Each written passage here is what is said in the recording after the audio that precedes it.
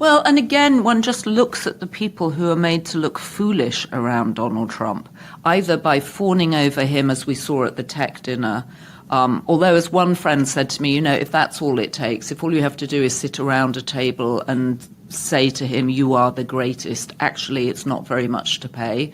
I think I was that friend. Oh, did you say that? No, but I think actually a friend in tech said it too, that if that's all it takes, but maybe it was you. Who knows? I mean... No, but it is interesting because if that's all it takes to get exactly what you want. Right. So the message is that playing Donald Trump is easy.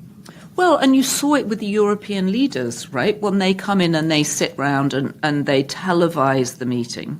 And you've got J.D. Vance and you've got Marco Rubio sitting to the side and Pete Hegseth. We can go on to the Department of War or Defence or whatever, or even that doesn't seem worth discussing given everything else that's going on. And then you have the European leaders just going, oh, Mr. President, you're the greatest. Thank you so much for organising this. Then you've got that at the tech dinner. But if that's all it takes, then it's a small price, perhaps. No, I think it's true. It's if you're willing to be publicly humiliated, then you get millions and hundreds of millions of dollars. Yes.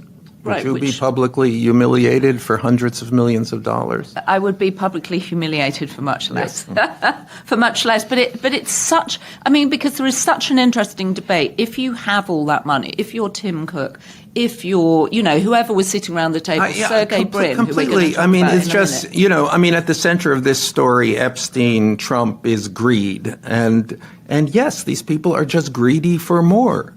Right. And I think the thing that people don't understand is just because you have a lot of money doesn't mean you don't want more. In fact, it almost might signal you do want more. Yeah, it does. And you need more. And you have to sustain this thing that you've built. Right. All right. How do we went off on a tangent. All right. So we dealt with Mike Johnson and the feeling that the White House had that Donald Trump told Mike Johnson, go out and say I'm an FBI informant. Mike Johnson then realizing how ridiculous, rolls it back. And my wife now says that I interrupt you. So, Victoria, thank you. Thank you. But again, to the important point to make here is that this is just another form of Donald Trump's denial about Jeffrey Epstein, something that he cannot deny because it is true and because more and more details of the truth come out. And the interesting thing is, of all of the things that you could get Donald Trump on, this is the one that so far is sticking and sticking and sticking. Right, and I don't want to use the word noose, but I'm going to. It feels like the noose around him on the Epstein story is tightening. So the question is, should we go to now? Because, and I think we have to, because the runway is clear to the birthday greeting. The birthday greeting. Because it is, because here again, Donald Trump. The background to this is the Wall Street Journal was leaked. So in 2003, Jeffrey Epstein turned 50 years old. Ghislaine Maxwell organized a birthday book. She went around to everybody that Jeffrey Epstein knows, his family, his friends, his girlfriends, his business associates, and got them to write a letter to be placed in this keepsake book. The Wall Street Journal, when was this, last month, got was leaked the letter that Donald Trump supplied Ghislaine Maxwell to put in the Jeffrey Epstein birthday book. And the letter, the letter is a sketch of a naked woman. I have a picture of the letter. And there is Donald Trump's unmistakable signature. I think we should do a dramatic reenactment of Donald's letter to Jeffrey Epstein, which is inscribed on the body of a naked woman. All right, who do you want to be, Donald or Jeffrey?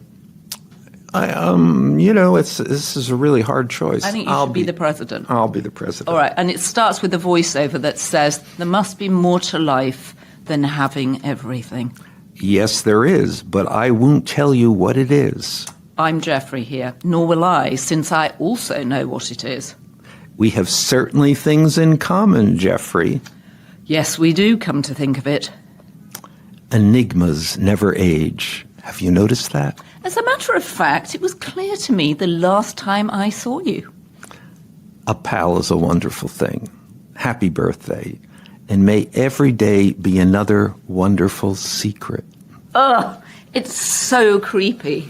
It's so creepy. And then signed, and then the signature, the Trump signature is the pubic hair on this woman. So, and actually, his signature oddly does look like pubic hair.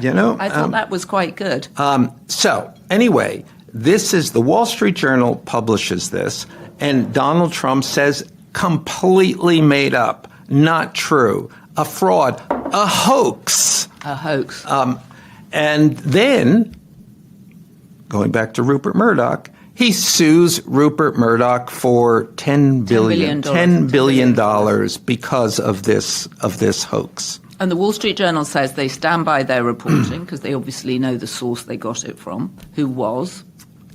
Who do we think? We think it's the Maxwell family, which we think led to the panicked visit of the number 2 in the Justice Department, Todd Blanche, Trump's personal lawyer, to Ghislaine Maxwell's prison in Florida, where then she produced told the world how wonderful Donald Trump is and that she had never seen him do anything inappropriate ever, and was immediately transferred to a much more comfortable prison.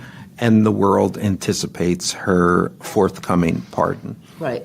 And a prison in Texas where she has a sister. And she said she was thrilled for Donald Trump that he became president, and she wanted to congratulate him. Right. Her sister is not in prison, just yes, sorry, to be clear, nearby. Her sister lives in Texas. Yes. But that's the relative that she has that she can go and visit her. Ghislaine is sitting in a Texas prison awaiting pardon.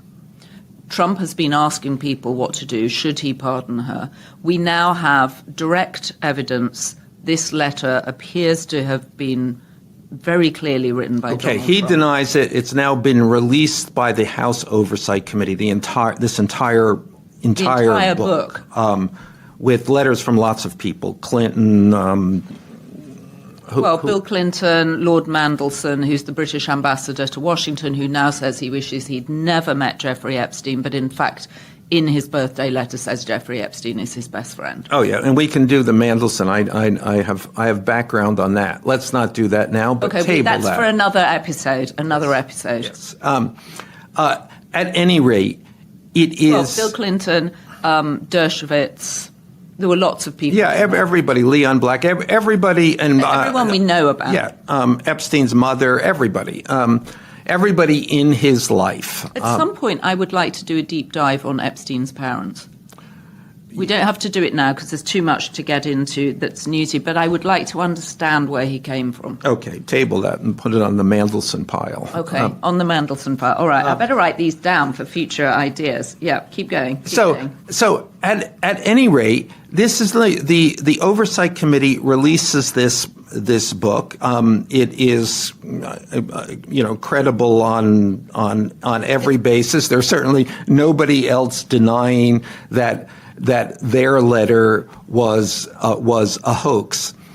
So it turns out that somewhere in all of this book, somebody put a hoax letter from Donald Trump. So that the possibilities of that are nil. But this is also what he does, right? Look at the Stormy Daniels case. Stormy Daniels, he denies ever having slept with her. He denies it, keeps on denying it, denies it through the trial. He's found guilty of financial crimes because he's paid her off, and then denies that he's paid her off. And they structured it in endless, 13 separate payments of $12,000. Yeah, no, that was clearly. This is what he does. He just denies, even though courts find him guilty. Yes, but back to the main point, which is that he can't deny this. This letter is from Donald Trump to Jeffrey Epstein. It is clearly true in all regards, and it clearly puts Donald Trump at the center of Jeffrey Epstein's life and Jeffrey Epstein's activity and Jeffrey Epstein's behavior and Jeffrey Epstein's ethos. And in fact, in this book, there is a joke about there's a check. A novelty check. There are many letters in here that I found disturbing, but there is one that must have taken a lot of effort for a birthday book, which is a friend of Jeffrey's standing there with a novelty check, one of those blown huge checks. Huge, as yes. if you've won the Powerball Yes. or something. And it's signed Donald Trump, fake signature of Donald Trump. And it says, Jeffrey showing early talents with money and women, sells fully depreciated, name redacted, to Donald Trump for $22,500. Shows early people skills too. Though I handled the deal, I didn't get any of the money or the girl. So that's obviously one of his bankers or financial advisors, right? I mean, it's just so depressing. And also interesting that Donald Trump is the person who bought the depreciating asset. Yeah, no. The portrait of this book, the portrait of Epstein goes to that he is interested in, and that's perfectly sums it up, two things. He only has two interests, which is sex, girls, sex, and money. And Donald Trump is so completely connected to this, what are we calling it, lifestyle, that I just don't see how this does not continue to come back and haunt him. He can't get away from this.